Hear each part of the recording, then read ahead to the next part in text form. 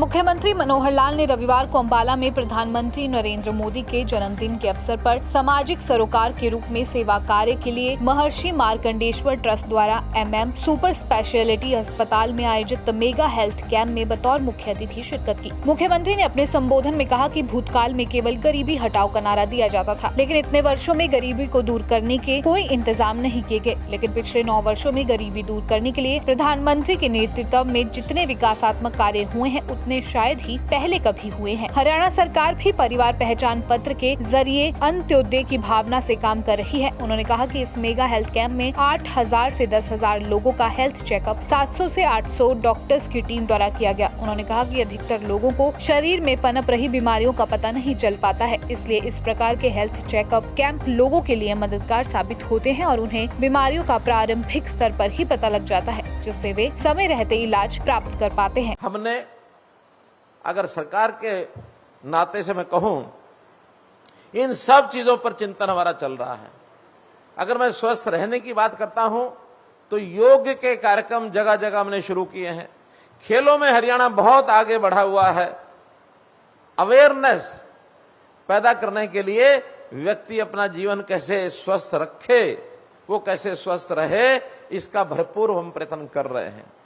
और जहां तक अस्वस्थ हो जाए उसको ठीक करने के लिए जैसा भी कहा गया है कि मेडिकल कॉलेजेस ज्यादा बनाएं, डॉक्टर्स तैयार हो, नर्सेज तैयार हो, पैरामेडिक स्टाफ तैयार हो, फिर ज्यादा हॉस्पिटल बनाए जाएं, जिला स्तर पर, ब्लॉक स्तर पर, नीचे गांव स्तर पर भी, ताकि एक व्यक्ति अस्वस्थ हो गया उसको इलाज उसके घर के नजदीक मिल जाए।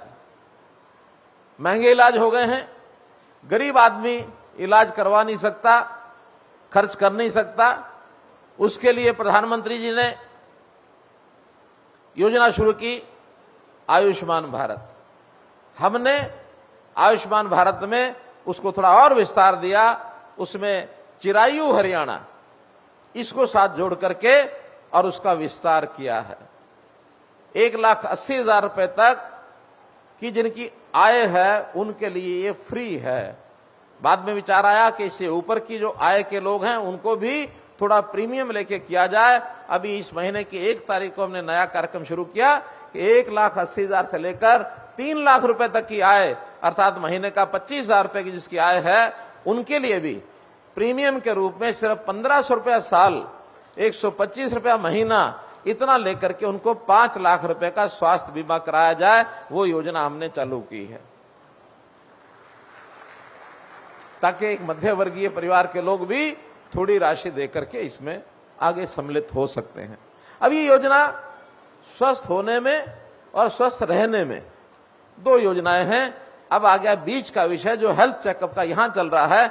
इसके लिए भी हरियाणा सरकार ने योजना बनाई है। उस योजना का नाम है निरोगी हरियाणा। और ये निरोगी हरियाणा हर एक व्यक्ति का चेकअप, आबादी हमारी 2,80,00,000 है। बहुत लोग तो हैं जो हेल्थ कॉन्शियस हैं, साधन संपन्न हैं, वो अपने टेस्ट कराते रहते हैं, लेकिन थोड़ी मात्रा है। ज्यादा लोग ऐसे हैं जो इस प्रकार का चेकअप करा नहीं पाते।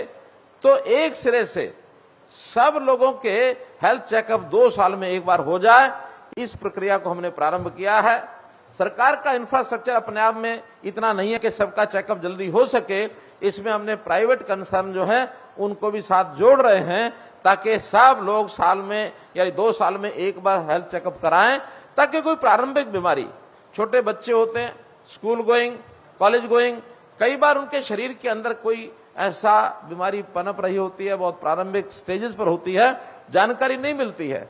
चेकअप के बाद जानकारी मिलती है और जानकारी मिल जाए तो उसका तुरंत इलाज, जैसे कहते हैं निप the evil in the bird.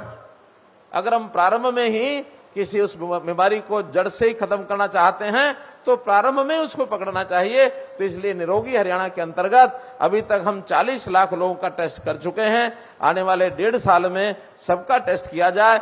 इस ओर मैं हमारे जितने भी प्राइवेट हॉस्पिटल्स हैं, जितनी लैब्स हैं, इन सबको भी अपील करूंगा कि इसमें सरकार के साथ जुड़ करके इसका कोई खर्च आता है तो सरकार वो खर्च भी देगी, लेकिन हर एक व्यक्ति की जानकारी उसको हो कि कहीं वो स्वस्थ है, अस्वस्थता की तरफ बढ़ तो नहीं रहा है, ताकि उसको आगे अस्वस्थ ना हो, उसमें बीच में रोका जा सके।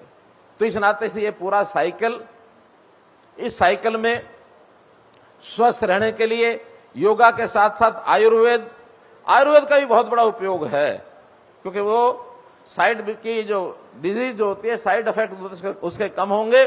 खान पान के नाते हम अगर प्रारंभ में ही आयुर्वेद की चीजों का उपयोग करेंगे तो निश्चित रूप से बीमारी टलेगी, आएगी नहीं। हमारी प्राचीन विद्या है इस देश की, इसमें कोई नई बात नहीं है। तो इस नाते से हमने वेलनेस सेंटर्स गांव-गांव में, शहर के वार्ड में छोटे-छोटे वेलनेस सेंटर्स, कम से कम वहां कोई योगा का व्यक्ति बैठा हो, कोई डाइटिशियन बैठा हो, क्या खाना क्या नहीं खाना, गलत आदत लग गई है उसको कैसे ठीक करना, ये भी उसके अंदर एक चालू करने की हमारी योजना है। दैनिक सवेरा टीवी के लिए अंबाला से विपिन भाटिया की रिपोर्ट।